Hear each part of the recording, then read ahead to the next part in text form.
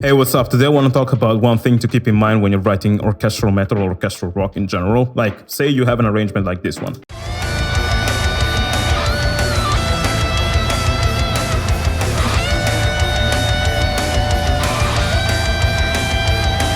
This is my friend Panuganti that collaborated with me on an arrangement of Birth of a God from Final Fantasy VII. I want to talk about the obstacle that people face when they write stuff like this, which is how the I'm gonna get demonetized. How the hell do you match guitars like these ones?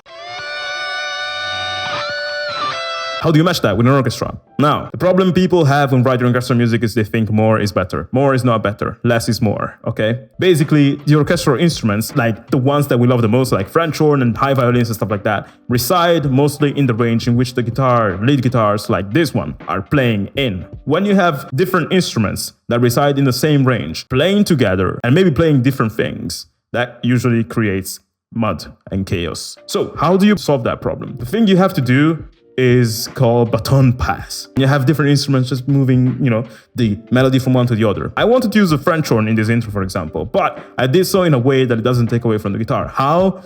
Well, basically, when the guitar is playing, the French horn is playing low notes as a way to stay on lower frequencies and not take over the frequencies of the guitar so much. But when the guitar is resting, or it's playing a long-held sustained note, then I use the French horn to build melodies on high notes that are not going to clash with the guitar because the guitar is resting. So this is the effect.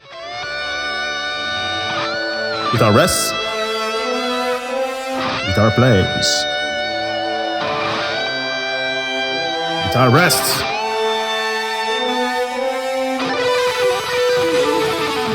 They still clash a little bit, but not as much as they would have if I didn't write them in a way that is intelligent. This kind of solves the problem of mixing in a way, because if you write an arrangement that is intelligent, instruments are not going to clash as much as they normally would.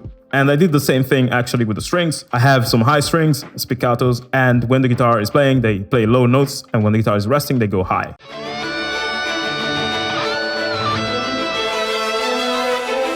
The idea with these high strings is also that I wanted them to be a beautiful accompaniment to the rhythm guitars.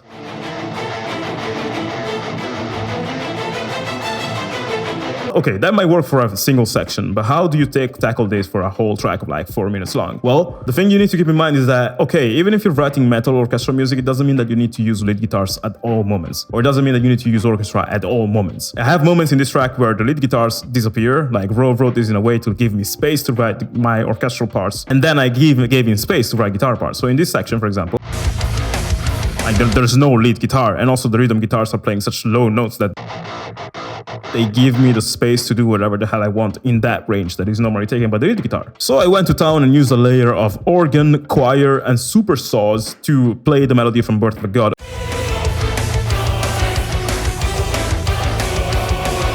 which doesn't clash with anything because I have the space to do so. Now, in the second half, I wanted this to still be interesting. And one trick I like to do is whenever I have to repeat a melody, I like to add a degree of variation. This is something that the pros do very much. You can change the articulations the instruments are playing, you can change some notes in the melody, or you can keep the notes the same or whatever, and add some counter melodies on top of that. What I did is I added a solo violin melody that is actually playing a very cool line.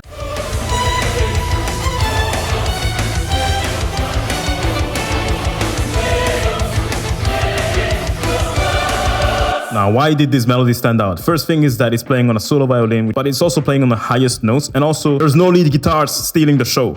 So that is why this part works so well. But this is still a rock arrangement, and I want Roar's lead guitars to be there. So in the next half, I left him the space to introduce a beautiful lead guitar.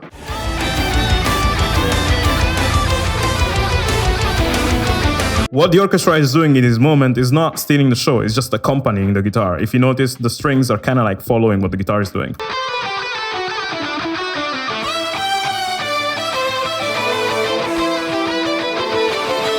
And then at the end, I have this French horn whose role is really just to make this more uplifting as a transition. And in this transition, for a brief moment, we have everything coming together before the lead guitar disappears again and leaves space for a piano that is going to lead the main melody.